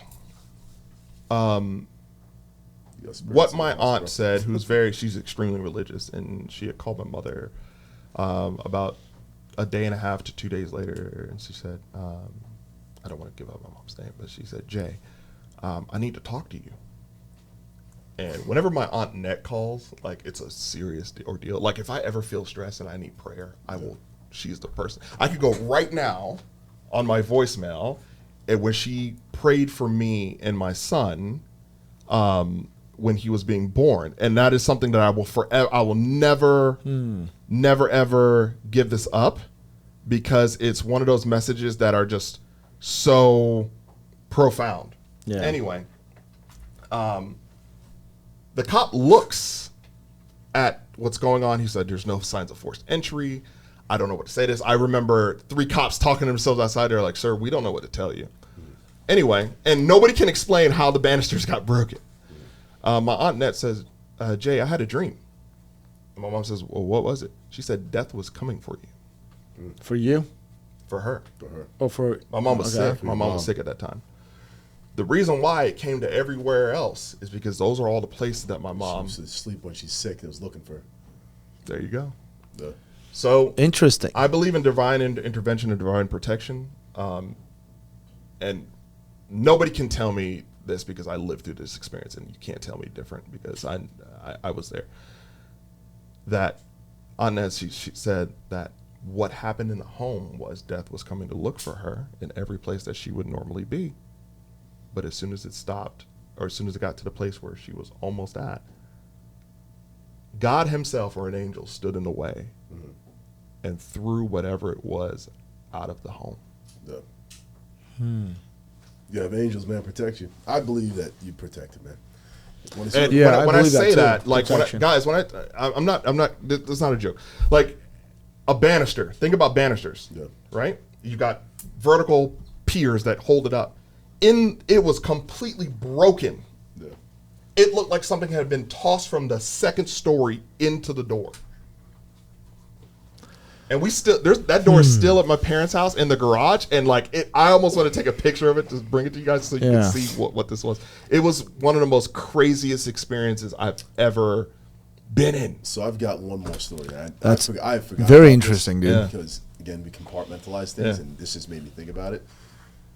Sorry to be morbid, people, but I feel like when you die, you know you're gonna die. I feel like you prepare yourself for it. I feel like certain things happen, and then when we look back and it's like, bro, we saw everything happen. We knew this was going to happen based on this. Yeah. So I played arena football down in Florida for a couple of years, and I had a teammate. So we're sitting we still basically meet up in each other's rooms before the game, kind of sit down, hang out, BS, play PlayStation, whatever it is, before we go down to go warm up, do whatever.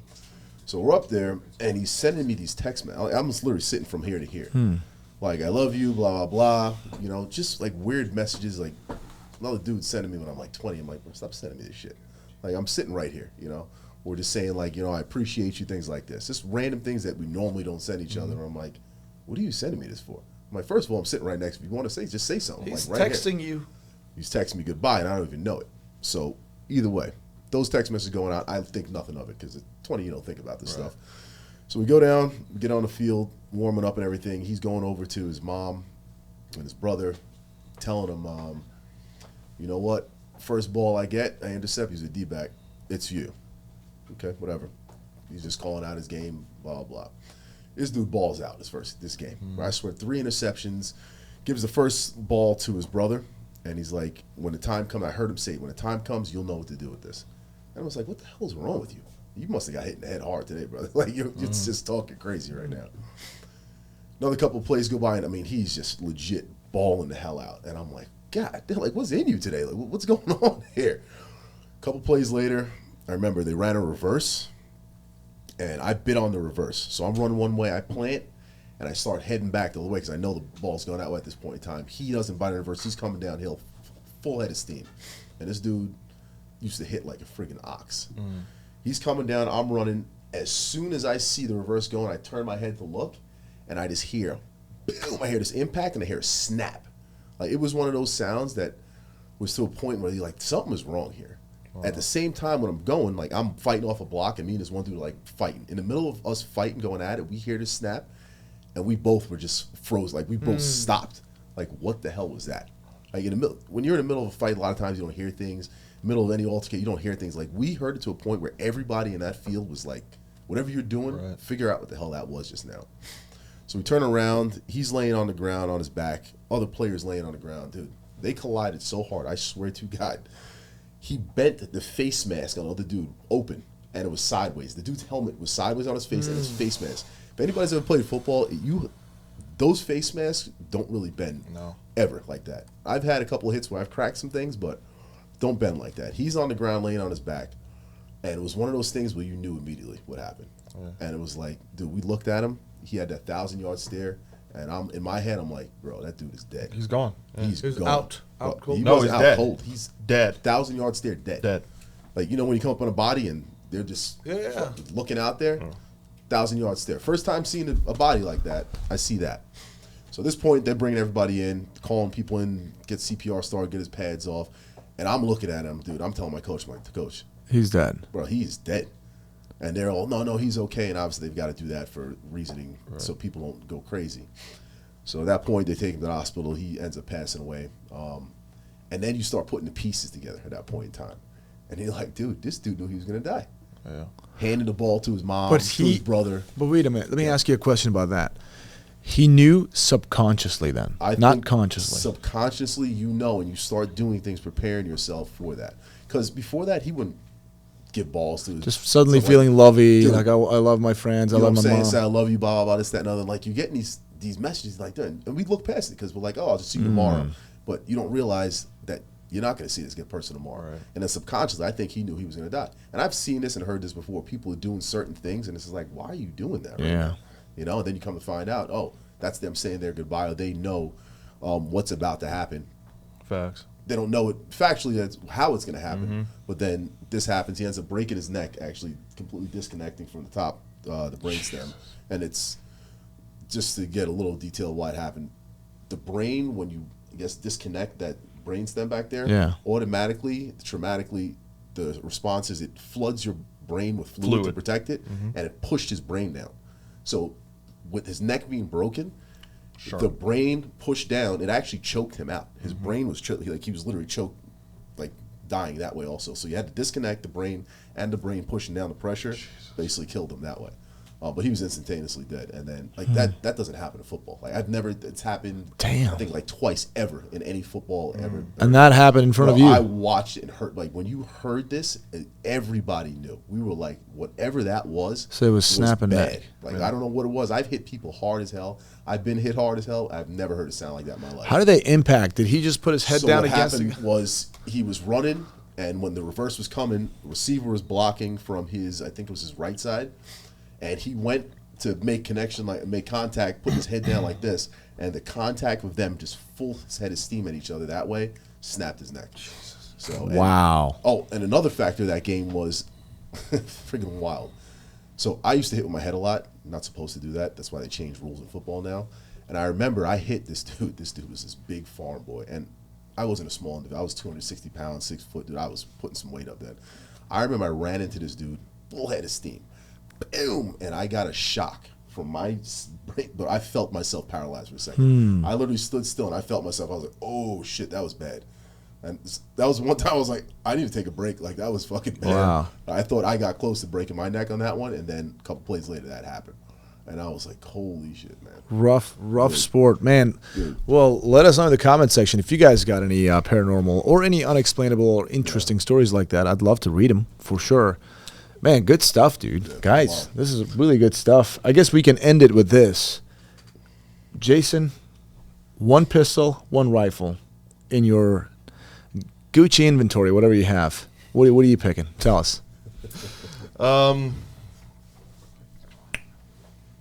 Pistol wise, Yeah, I know it's not easy to because we got so many guns. You know, probably in my inventory. your own personal, yes. FNX 45, Okay, Tech 45. that's your gun. Yeah, that's Why? the pistol. The reason why it was the first one to really get the ball rolling for. Contract. Well, it was built for a contract, but it was the first one to push the pistols to have red dots, to be synonymous with having all these bells and whistles and accoutrements. Full tactical. Full tactical, and it is as big as it gets. And 15 rounds of 45 God's caliber to send at you. So a standard capacity of what you would find in like, a 19. You got some subsonic rounds for that? They are naturally subsonic. Yeah, they're naturally subsonic. So that's the beautiful thing about 45. And when it comes to rifle wise, honest to God, probably my Mark 18. Mark 18? I thought you'd pick your TAC Ops or something. Or a Rattler. No, it's very that has a specific niche.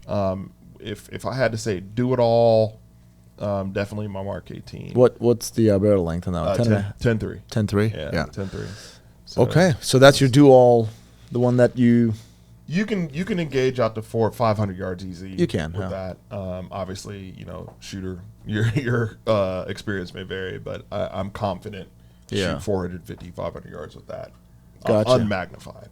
I'm actually surprised because I really thought he was going to go with his TAC Ops, the SIG I'm stuff. comfortable with that gun. A Mark 18, it can take anything. Yeah, they're very Truly. durable, man. Truly. Quad rail still? Yeah. Gotcha. Yeah. Block 2 is my thing. The CQBR receiver. Is it suppressed or just... Oh, yeah. Okay. What is that? What question is that? Everything is suppressed, dude. This guy's BMW M3 is suppressed It is. because those things don't make see? any noise. Okay. Aaron? For you, same thing. So I'm gonna go with my rifle, but I don't have anymore. Got taken away when I was working my Rock River, my full auto SBR. But I love that thing. Full auto Full SBR. auto SBR, I had it, and that went bye-bye. So sorry to hear that. Pistol, I think we all know. Your X5 Legion. X5 Legion, and then I will have to throw an honorable mention is the AXG 365 that I got now for carry. Oh, wait. So I'd throw another pistol, so 2 pistols. I said 2 pistols. Wait, did you get the 320 XG, that big one? No, steel? that's the SXG. So I'm Oh, talking about SXG, the sorry. X5, yeah, I'm still on the X5 Legion. Gotcha. Until I can get my hands on that SXG, then I'll probably change over to that one. Gotcha. All you got to do is just buy the grip module, man. It's not a grip module on this one. I was not. This is full steel. The full steel. This is an Oh, sorry, I incredible- was not there. So You were not. Exactly. I was not there. You know what? Full steel. If Sig is watching this, we'll contact them. We need to get that thing Yeah. in the studio It's a here, tank, but and dude, you will love it. Kai was lights Oh, is out. that when Kaya Yeah, outshot? Yeah, outshot. Max? No, he didn't outshoot Max. Max I outshot everybody. He I outshot Max. If Max is watching this, yeah, Max definitely I'm got not beat by me. co-signing on that at all. Max came in and cleaned the damn table off. I mean, it was impressive what Kai did. I'll give it to him. Hey, Yeah. man, hey, you know what they say? Just like on any given Sunday, anybody can lose. This is true. Yeah. This is true. Nah, dude, Max is just not human. Yeah. Like the guy's so freaking Oh, I believe fast. Yeah, it's amazing what he did. Yeah, that's What do you got, okay. Kai? What's on the table for you? Well, I would say I don't really like. I've always been an AR-15 and a regular pistol, whatever I was issued, like M&P or Glock. Thanks to obviously being in the civilian world, especially classic firearms, I was exposed to a lot of new stuff. I would say right now, my favorite pistol is my Glock 34 Combat Master from Terran Tactical Innovation. And the reason for that Didn't is, see that one No, I didn't coming. see that yeah. one coming Well, around. I mean, I've got numerous pistols. 40th, yeah. When did you get that? 40th My, birthday? my 40th birthday from Terran I think I've Tactical. heard about that. Never once. heard Yeah, of that. I was hand delivered. Like it was given to me while I was Really? at that iconic range. Where were we? Hawk 2. I mean, Hawk what'd to you say? you guys were doing Hawk to somebody, I to think each that- other. I think that was you, Kai. That was you. So I would say that, and that's legitimately like anybody shoots that thing. It is an amazing gun. Yeah. And here it is, thanks to Brandon from CF Clips. If you guys don't know what CF Clips is, check out YouTube CF Clips. Brandon has a channel This for is a great CF podcast Clips. and ended on such Yes. a terrible note. Hey, you know what? Glad we Here's- got those sites worked out. yeah, thanks to Jason, we actually kind of did something. Seriously, an amazing pistol. And thanks to Terran Tactical for my He does 40th great. birthday gift. Definitely But does a moving great on job. to my I just rifle. want to go out there and meet the guy. Me too. You know what? We will. Terran, if he's watching this, we'll go back there as a team again someday. My rifle will be 100% my Rattler LT. That's all decked out, good to Who's, go. what brand is that? 6 Hour, and I love it. Just ask. Oh, here's the deal, though. No, I'm just asking. Before I went to 6 Just in Hour, case somebody knows. okay, before I went to 6 Hour Academy or whatever, right? I went and bought it, and I decked it out. Right. So Okay. now I love it more because I've got a lot more respect for 6 Hour because they just really are very, very legit. I love them. You're looking at me like They I do a hated good it. job. You're They do a looking good at me job. like I That's what hated it it. is. But that's it, man. Not paid for by SIG. No, not at all. But hey, you know, I will start adding some SIG pistols into my inventory as well. Yeah. Right now, I don't own any 6 Hour pistols. But no, this has been great. So let's start with Aaron. You know, folks who want to follow you, Aaron, where do they find you? What's Yeah, your you could find me on Instagram _TacDaddy. That's _TACDADDY for everybody looking for me. Feel free, follow, throw some likes, comments, all the above. Yeah, you do some YouTube on that one too, you said? No, I'm in the process of getting YouTube started. So On that yeah. _TacDaddy? Yeah, I'm gonna get something started there. So soon to be on YouTube. I'm still figuring this whole social media platform thing out, but I am on Instagram. You can follow me on _TacDaddy. Perfect. Jason, how do people find you, man? IG, man. Chef JBF. Just spell that out because I don't know what you're saying right now. CHEF, JBF. It's because I like cooking up plans. Okay, It's a nickname CHEF. like Chef Curry. You know. There it is. I can also shoot very, very well. That's So, there you go. They didn't know. Cook. That is awesome. So CHEF JB F. JBF. That's pretty good. _TacDaddy. CH. You Yep. got it. Yep, that's it. And yeah, mine is Trooper Kaya. Oh, I thought it was Copper Kaya. I thought it was I Copper didn't- Kaya. I knew this was coming. Guys, he needs to change that. Yeah. Guys, I think it's too late. I was just looking at it. I was just thinking about it. It's too late. Well, it's been. I mean, yeah.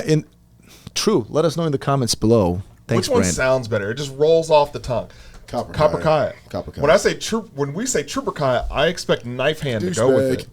God, what a douche. From behind the camera, I'm voting for Trooper Kaya. Just saying. Yeah. See, everybody knows me as Brandon, you've also got definitely a trooper haircut too. So Brandon does. Yeah, he does look like a trooper. Definitely. If he was about maybe built 5 like more a feet tall. ranger, trooper haircut. I'm gonna stick with Trooper Kaya. See what? Oh, my Okay, God. okay. Every- Ryan, which one are you rolling with? I said Copper Kaya. So that's 3, baby. Ryan, you go copper. Convince me. Yep. All right, Jackson, say something good. What do you got? Start the video off. Copper Kaya sounds better than Trooper Kaya. Trooper or Copper? Yeah, I go with Trooper. God damn. So we got So it's wait, even. wait, It's wait, dead we got even. 3 troopers. It's And even. 3 coppers here. It's even. So comment section, let us know which one rolls right off the tongue better. Copper Kaya, because that sounds good. Explain. Just think about when you try. Hey man, it's Copper Kaya. Hey man, it's Trooper Kaya here. It's douchebag Kaya. Okay, They the sound like Captain Clay Higgins, man. the content. But here's the deal, though. The content is on YouTube is police body cam incident breakdown stuff. Yeah, but Copper. I think Copper. Copper rolls well, and it's a double entendre. Yeah. If you know, you know. You know what? Let us know in the comment section. This is it, Trooper Kaya or Copper Kaya. But anyways, you can find me right now as Trooper Kaya. It was Copper Kaya. It will be Copper Kaya. He's gonna Well, guys, thanks for tuning in. I hope you guys appreciated this. I had a lot of fun. Jason, thanks a lot for telling us about yourself. I'm sure people know a lot more about you, and I learned a few things about you. And you're an awesome addition to this team. I love having you here. I love doing videos with you. And Aaron, same as well. I wish we did this all the time together, definitely but gotta do this more. hopefully in the future, more of that. Guys, as always, thanks for tuning in. We appreciate your business.